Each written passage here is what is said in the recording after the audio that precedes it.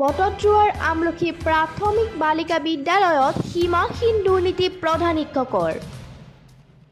দুৰ্নীতিৰ তথ্য উদঙাই বিপদত বিদ্যালয় পৰিচালনা সমিতিৰ সভাপতি। শেহতীয়াভাৱে মধ্যাহ্ন ভোজন আঁচনিত ব্যাপক দুৰ্নীতি অনিয়ম সংঘটিত কৰাৰ গুৰুতৰ অভিযোগ উত্থাপন হৈছে নগাঁও জিলাৰ বটদ্ৰুৱা প্ৰাথমিক শিক্ষা খণ্ডৰ অন্তৰ্গত আমলখি প্ৰাথমিক বালিকা বিদ্যালয়ৰ প্ৰধান শিক্ষকৰ বিৰুদ্ধে।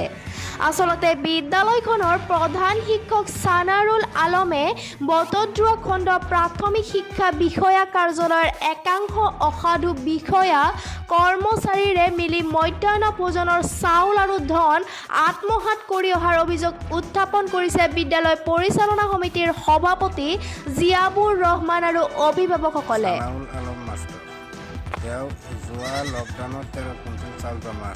জানিব পৰা মতে বিদ্যালয়খনৰ পূৰ্বৰ প্ৰধান শিক্ষক আবুল কাছেম হাজৰিকাই যোৱা ৩১ মাৰ্চত অৱসৰ গ্ৰহণ কৰাৰ পিছত প্ৰধান শিক্ষক হিচাপে দায়িত্ব লাভ কৰে ছানাৰুল আলমে।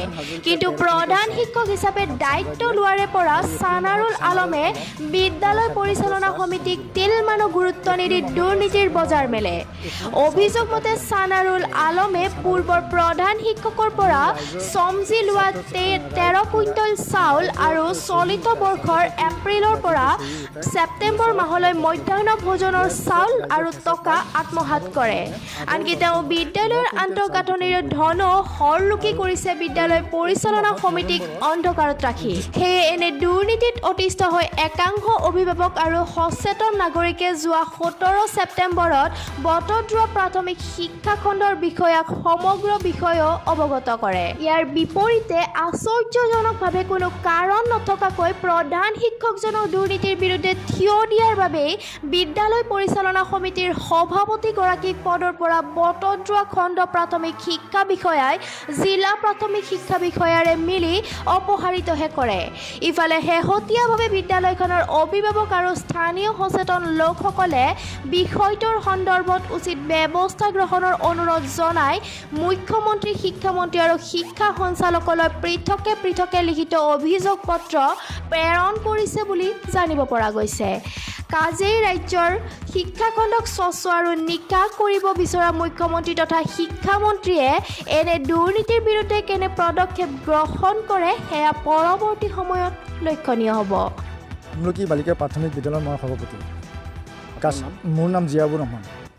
আবুল কাছেম হাজৰিকা 31 মাৰ্চত ৰিটায়াৰ হয় আৰু আবুল কাছেম হাজৰিকা 13 কুইণ্টেল চাউল আমাক চমজাই দিয়ে আৰু এপ্ৰিল মাহত ছানাৰুল আলম হেডমাষ্টৰৰ চাৰ্জ চমজি লয়।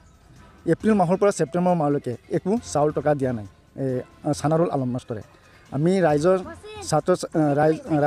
ৰাইজৰ চহী উঠাই ছাত্ৰ ছাত্ৰীৰ গাৰ্জেণ্টৰ চহী উঠাই BSRক দৰখাস্ত দিলোঁ। দিয়াৰ পিছত ৰাইজৰ হেঁচা পাই ছানাৰুল আলমে আগৰ লকডাউনত 9 কুইণ্টেল চাউল বিতৰণ কৰি দিয়ে আৰু এইটো মাহত ডিচেম্বৰত এতিয়া আমাক এটা কপি দিছে BO অফিচৰ একাউণ্টেণ্টে মজুমদাৰে দিছে। আমি প্ৰেচিডেণ্টৰ পৰা সভাপতিৰ পৰা বৰখাস্ত হৈছোঁ। কিয় বৰখাস্ত হৈছোঁ ৰাইজে বনোৱা প্ৰেচিডেণ্ট সেইটোতো আমি ক'ব নোৱাৰোঁ কেনেকৈ কি কৰিলে মাষ্টৰে। আপোনাক কিয় বৰখাস্ত কৰিলে? আমাৰ খালী চেকপাতত চহী দিব লাগে, মিড ডে মিলৰ খালী চেকপাতত চহী দিব লাগে আৰু আন্তঃগাঁথনিকে চেকপাতত চহী দিব লাগে। কিয় আপুনি কিয় চহী দিব লাগে? এই টকা উঠাবৰ কাৰণে কিমান লিখে সেইটোতো সি নকয় মোক। আগতে খালী চেকপাতত চহী দিব লাগে। তেওঁলোকে আপোনাক কিবা দিব বিচাৰিছে নাই নেকি? দিব নাই, কৈছে দিবৰ কাৰণে, আমি লোৱা নাই। আমি কৈছোঁ আমাৰ এইবিলাক নালাগে, ছাত্ৰ ছাত্ৰী যিটো প্ৰাপ্য সেইটো পাব লাগিব। আৰু মাছখিনি কি হেডমাষ্টৰে বেছি দিছে নেকি? বেছি দিছে। আপুনি সঁচাকৈ গম পায়? সঁচাকৈ গম পাওঁ। আৰু এতিয়া আপুনি কি বিচাৰে? আমি ন্যায় বিচাৰোঁ। অসম চৰকাৰক আমি মুখ্যমন্ত্ৰীলৈ এটা কপি দিছোঁ। আমাৰ ৰাইজৰ যিটো ন্যায় পাব লাগে এইটো ন্যায় পাব লাগে। আমাৰ উচিত তদন্ত হ'ব লাগে। আমাৰ নগাঁৱৰ পৰা জয়ন্ত মুদৰ প্ৰতিবেদন, নিউজ 24/7 টুডে।